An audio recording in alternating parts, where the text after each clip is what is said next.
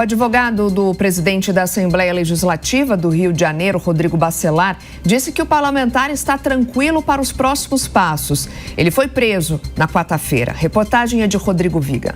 Na próxima segunda-feira, a Assembleia Legislativa do Rio de Janeiro vai decidir se revoga ou não a prisão do presidente da Casa, Rodrigo Bacelar, do União Brasil. A decisão foi tomada pelo presidente em exercício da Casa, Guilherme Delaroli, do Partido Liberal. Ele convocou uma reunião extraordinária da Comissão de Constituição e Justiça para esta sexta-feira, onde será analisada a prisão de Rodrigo Bacelar. Bacelar foi preso por determinação do ministro do STF, Alexandre de Moraes, acusado de vazar informações e obstruir uma operação da Polícia Federal, que em setembro deste ano levou à prisão o então deputado estadual em exercício, Diego Santos, conhecido como TH Joias. O plenário da LERJ vai se reunir na próxima segunda-feira para deliberar sobre a soltura ou a manutenção da prisão de Rodrigo Bacelar.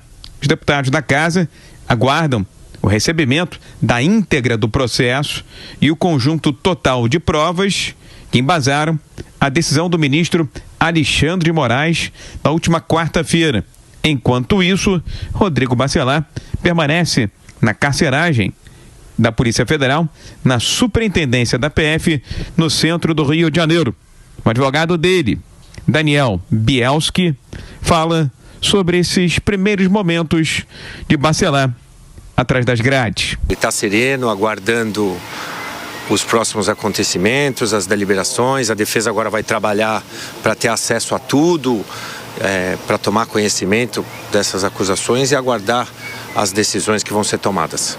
Tá bom? Ele está numa sala, está numa cela, como é a condição dele? Ele está recolhido aqui na carceragem. Segundo fonte da Jovem Pan, a revogação da prisão de Rodrigo Bacelar é praticamente líquida e certa. A única dúvida é se ele volta ou não ao comando do Parlamento Fluminense. Do Rio, Rodrigo Viga.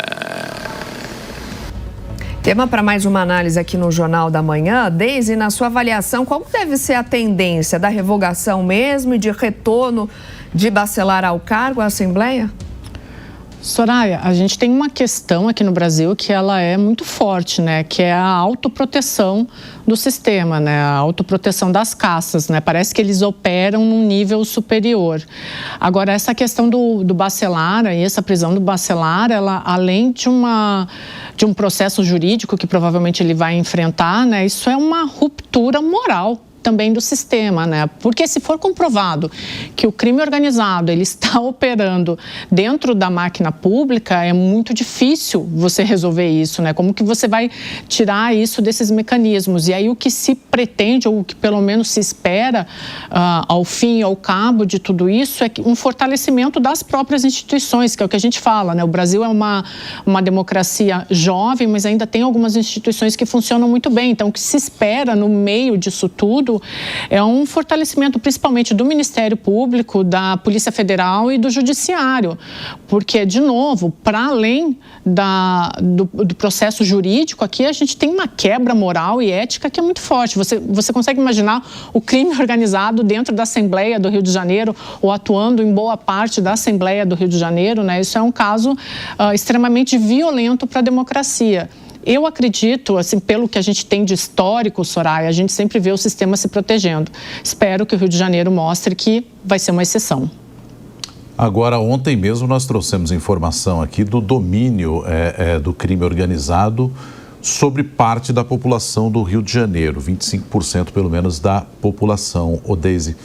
E aí, diante disso, você chama atenção para a questão do crime organizado estar presente nas mais variadas esferas da sociedade. E isso tende a ir se espalhando à medida em que esse crime vai dominando ainda mais áreas, espalhando os seus tentáculos.